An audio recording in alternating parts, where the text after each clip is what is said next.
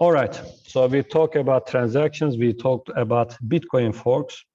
Now it is time to talk about mining, and this will conclude our discussion of Bitcoin. Okay, mining is the process of adding transaction records to Bitcoin's public ledger of past transactions. So we said that whenever you announce a transaction, it is in the mempool, but if the miner includes it in their solution, if they include your transaction in their solution, then it becomes included in the blockchain. Okay, so this is the whole idea. Mining is intentionally designed to be resource intensive and difficult so that the number of blocks found each day by miners remains steady. So this is a design choice. If you make it really fast, for instance, if you reduce 10 minutes of Bitcoin's choice to 10 seconds, you would have many conflicts because many different nodes will come up with different blocks and you have to decide which one to follow and so on. Individual blocks must contain a proof of work to be considered valid. So we talk about consensus models, and Bitcoin uses a proof of work consensus model. This proof of work is verified by other Bitcoin nodes each time they receive a block.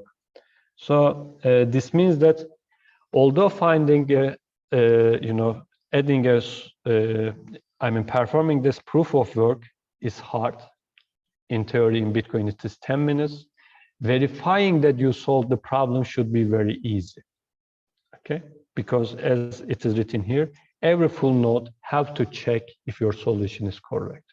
So it shouldn't consume much time. This is why we actually use hash functions here.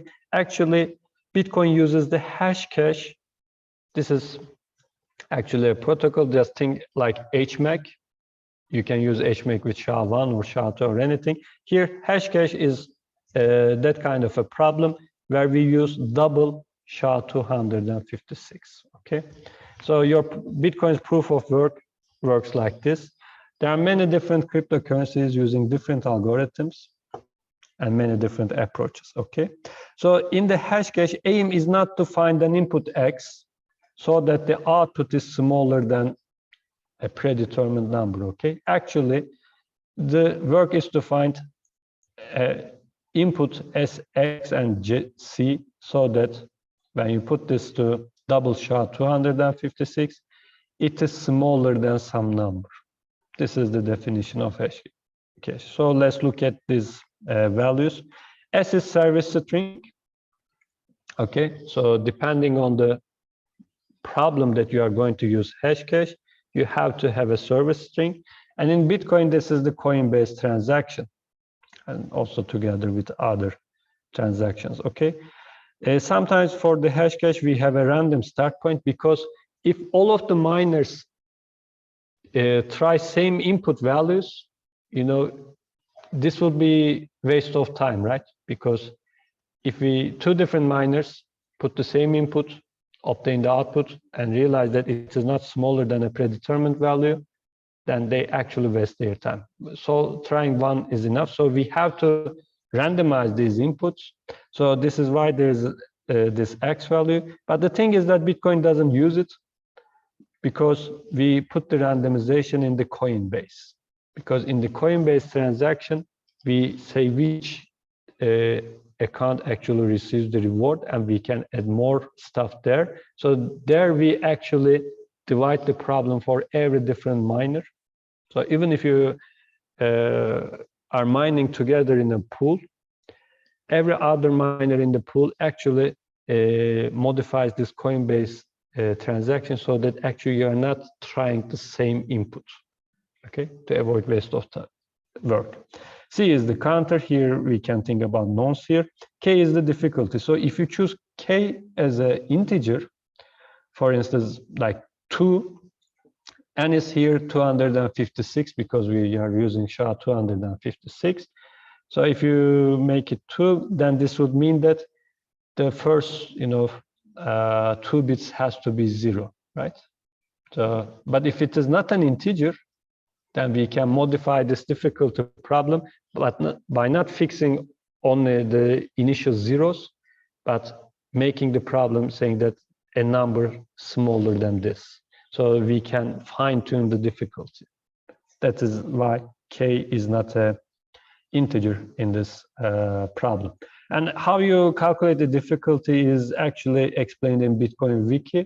So if you're interested, please go there, because there are some hexadecimal values you have to deal with and so on. I didn't want to include them in the slides, but if you're interested, please look at it. So aim is to find an input so that the resulting hash value is smaller than a predetermined difficulty, okay? So input includes your Merkle hash, nonce, and the Merkle hash, you also have all of the transactions and the coin base. So you can modify these values and try to make it smaller than a value. So hashcash actually relies on the hash partial pre-image resistance property. So we are not talking about pre-image resistance because the output is not fixed here, but the first bits of the output is fixed because we want them to be 0. This is why your hash function has to be partial pre-image resistance, okay? Or as cryptographers sometimes say, near pre-image resistance, okay? If you don't have it, then this is you can solve the mining problem in a fast way. So maybe you can destroy a cryptocurrency if you find such a partial pre-image solution to the hash function that is used here, okay? So in the beginning, changing the nonce was enough to solve the puzzle since the difficulty target was easier. Recall that when we talk about Bitcoin blocks, we had a part called in the header called nonce, and nonce was a 32-bit value. So that 32-bit value gave a lot of freedom to the miner, so that trying one by one, at the end you came up with a solution. But since there are a lot of miners now, the difficulty is really hard. So trying all of these nonces most of the time is not enough for you. And actually you can try all of the nonces in less than a second with your GPU or ASICs. And nowadays GPUs are not good enough to mine Bitcoin. So how do we solve this problem? So initially when Satoshi designed the system, there were only CPUs. In 2008, GPUs were not used for general purpose computing at the time, but soon after, people came up with optimized GPU codes for SHA-256, and think that CPUs had 2 or 4 cores at those dates. Actually, having a 2-core CPU was not familiar and not common in 2008, but nowadays we have GPUs with more than 10,000 cores. Okay, this is why for parallel, especially for embarrassing the parallel algorithms, GPUs outperform CPUs. So a few years after the Bitcoin design, people moved from CPU to GPU mining because you had GPUs with hundreds of cores or sometimes more than thousands of cores. So CPU mining became not profitable and people used GPUs. But then people optimized this SHA-256 mining algorithm on FPGAs. But this actually stayed for a very short time, because once you have a very optimized hardware implementation, if you burn it into silicon and design a dedicated device called ASICs, then this one is actually outperforms all of them. Because ASICs have better performance and consume less energy compared to an FPGA. Okay, because this device cannot do anything other than mining Bitcoin, because you have a dedicated device hardware that can only perform double SHA-256. But FPGAs are general programmable devices. You can do anything.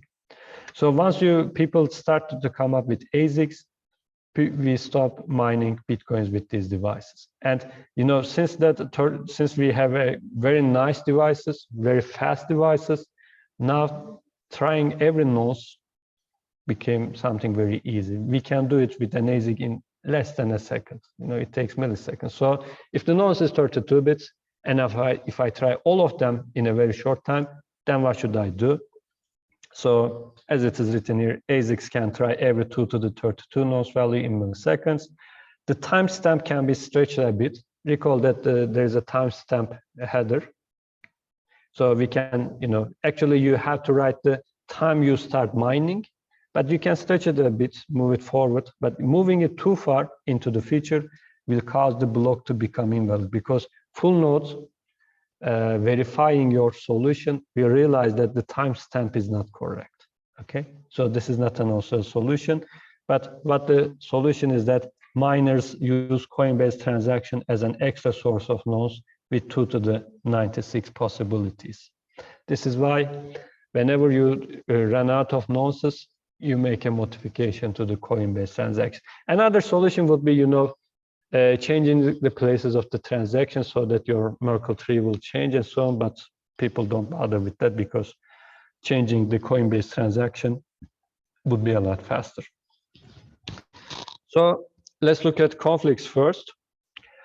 Multiple miners can solve the hash puzzle, and multiple blocks of the same height can be published at approximately the same time, right? Because we expect somebody to find a solution in 10 minutes, but 2 different miners can solve the problem. But since their Coinbase transactions will be different, actually they will provide 2 different solutions for the next block. So it looks like a hard fork because now you have 2 valid blocks, but actually this is a conflict because we will get rid of one of them soon. This can cause different versions of a blockchain to exist at any given moment. These must be resolved quickly to have consistency. Conflicts temporarily generate different versions of the blockchain. Conflicts are usually quickly resolved. Most blockchain networks will wait until the next block is published and use that chain as the official blockchain, thus adopting the longer blockchain. So think about the full node. So assume that you are at block 100. So somebody sends you the 101st block. You look at it and verify it, and you say that, okay, this is the new block. But just a few seconds later, somebody also sends another block saying that this is the 101st block. You also verify it, although sticking to the one that you first heard. And if you realize that it is also valid, you keep it in memory to see if it will go longer. Okay. So if somebody finds the 102nd block for the other one, now you drop the first one and move on to that one. So these conflicts can actually allow double spend because you hear 2 different blocks, and maybe in one of them a transaction appears and in the second one it doesn't appear, right?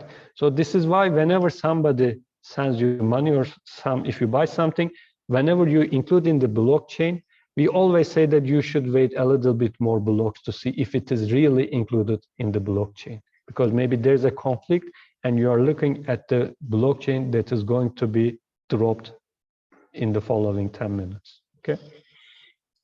So when conflicts are resolved, shorter blockchains becomes invalid. So if there are transactions there which doesn't appear in the longer one, those transactions will be invalid.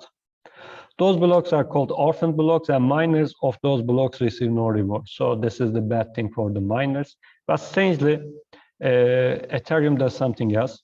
With Bitcoin, only one miner will receive the block rewards because we only have a single blockchain. Whereas Ethereum has something called the Ghost protocol that rewards blocks called uncle blocks that do not end up in the primary blockchain.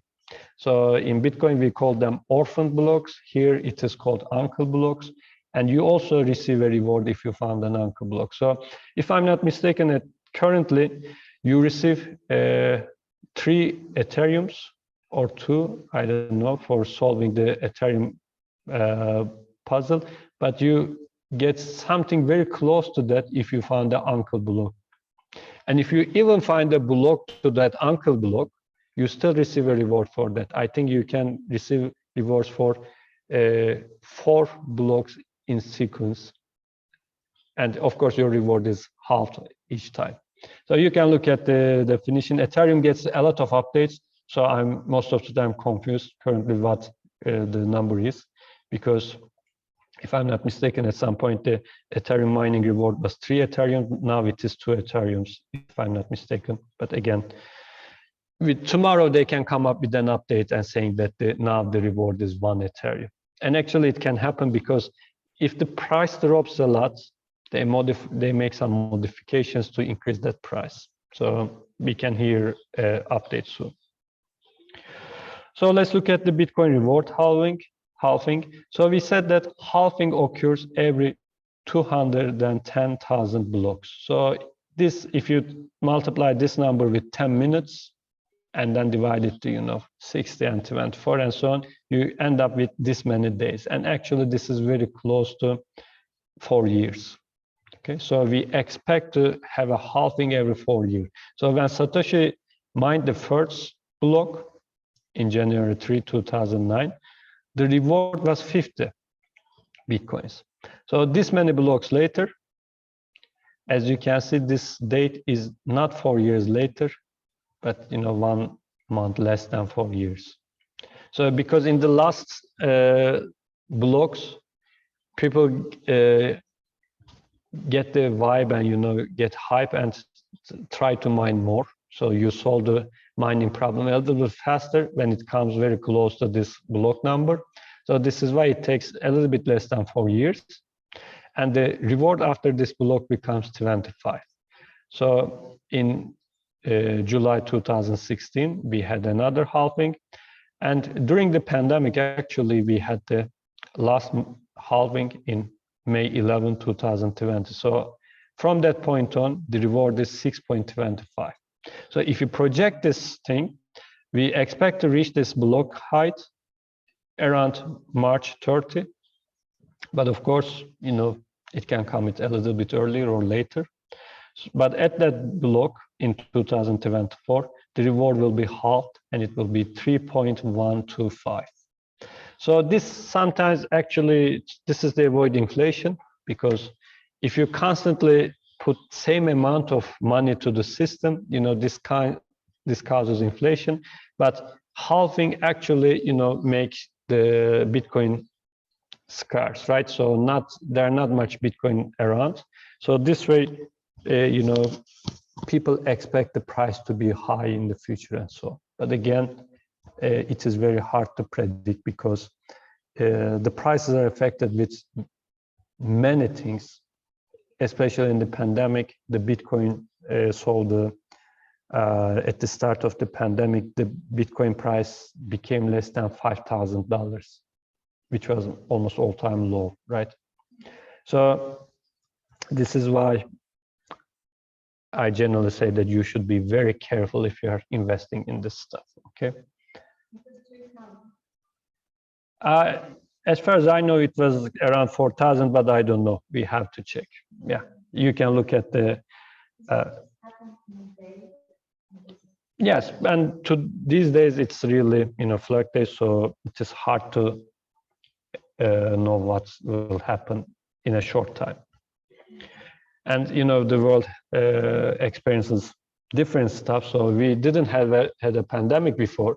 So we didn't know how it will affect the prices of cryptocurrencies, right? Similarly, an unexpected event might happen again, and the prices became very low again, and so. So try to avoid people who are trying to give you investment advice, but don't know anything about how it works. Okay. So proof of work, in a simple sense, means that find the hash value of block header that is smaller than a target value. So we talk about shares because now, since a lot of miners around, buying a ASIC and mining by yourself is not profitable, because finding a solution for this hash puzzle might take maybe hundreds of years for you. So you might not even find a solution. So what you do is to, get together with other people, combine your mining power, so that when any one of you in the pool solves the problem, it is shared between all of the people, depending on how much work they had put in the system. So miners join together to form pools. They prove that they are working by providing hash values slightly larger than the target value. If you find something smaller than the target value, you solve the problem, right? But if it is very close to the target value, you can still send it to the pool just to prove that you are trying to solve the problem. These are called shares. And this is how, whenever the pool solves the problem, this is how they divide the price between the miners, because they look at how many shares you have and so on. So let's look at electricity consumption. Bitcoin mining's yearly electricity consumption is around 205 terawatts per hour. This number belongs to last month. So maybe if you watch this video a year later, this number might be 300 or something, okay? Norway's yearly electricity consumption is 120, and Ethereum mining's yearly electricity consumption is around 106 terawatts per hour. Okay, so let's look at the pictures. So Bitcoin's energy consumption, as you can see, increased a lot, and now it is here. So currently, again, this is not that much a big number for me, because in United States, devices that are plugged in and not used consume more energy than this. Okay, so it is not that much of a problem for me. But if somebody guarantees me that it will stay here, then I will be okay with that. But looking at this graph, you don't know, maybe 1 year later when I teach this course, we will reach maybe 300 or 400 and so on.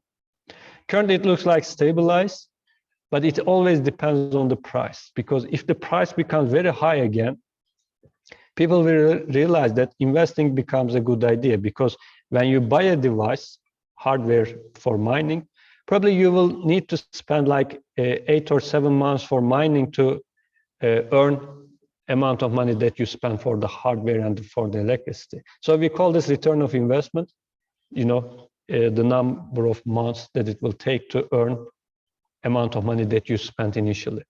So it was like 6 or 8 months, but when the price became very high, especially after Elon Musk's tweets, people realized that buying a device, the return of investment is now 2 months. So this is why a lot of people bought new devices here, and this is why the electricity consumption increased. Of course, this is just an estimate, by the way, because we don't know how much people are really using. But looking at the hardness of the problem and the difficulty of the mining problem, and looking at the average electricity consumption of a hardware mining ASIC device, this graph, this is why, approximated in this way. So if you build a device that mines faster but spends less energy, then this graph might drop and so on. And of course, at some point, some of the ASICs will malfunction and will be put out of the system. So this might drop in the future. So we don't know. But it actually really depends on the price. Currently, the price is dropped. So if it stays low, then we won't spend much energy again. So it looks like a good thing, but people lost a lot of money because now the price is low.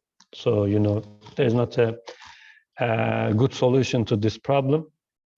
But we will see how this graph will become in the next year, and then we can see if it is really a problem for the world or not. So for the Ethereum, as you can see, it is increased like this. And since a lot of people are mining with GPUs, GPU technology actually affects this graph. So we will see when the chip shortage problem is solved and new GPUs are built, we will see how it will affect this graph, okay? And another thing is that for mining, for Ethereum, you have to have a lot of RAM. For instance, currently you need something close to 5 gigabytes of memory to perform mining for Ethereum. This is not valid for Bitcoin, but for Ethereum, you need a lot of memory.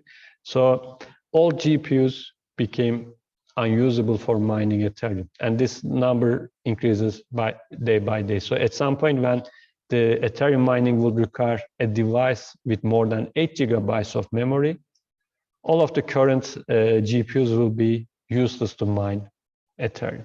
Okay, so this graph will be affected a lot depending on the GPU technology and the size of the mining problem and so on. And we will see how it will affect. So to see all of this stuff in a block, I took a picture of a block here. As you can see, there are a lot of zeros here. So by counting the number of zeros here, since this is an hexadecimal notation, you have to multiply with 4 to find the number of bits. So from there, you can understand the difficulty of finding or solving such a solution problem. And again, the block size here, as you can see, larger than 1 megabyte. This is due to SegWit upgrade. And here, as you can see, the nonce value is here.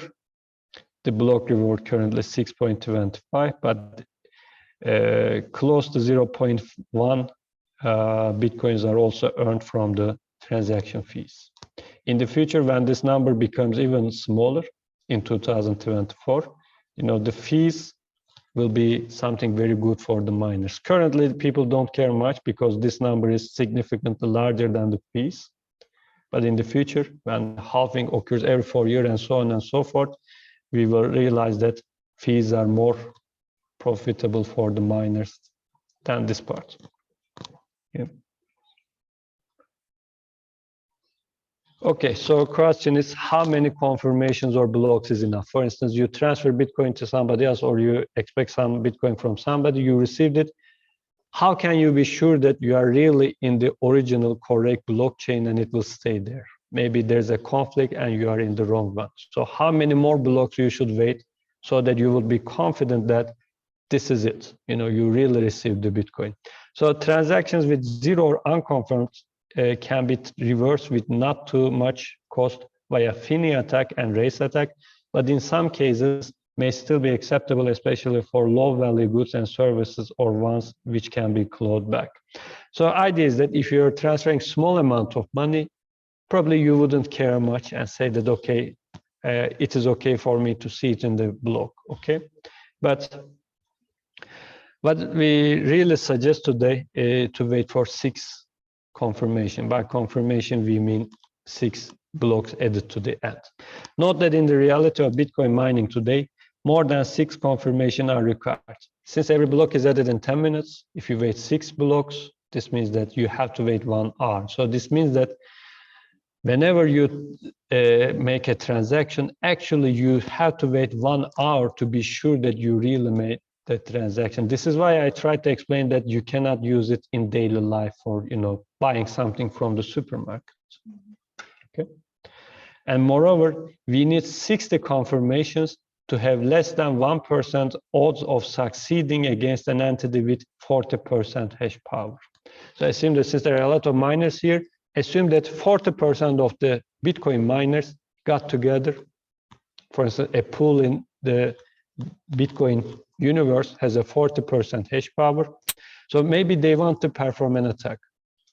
So their chance of performing the attack becomes less than 1% after 60 confirmations, if they have this many power.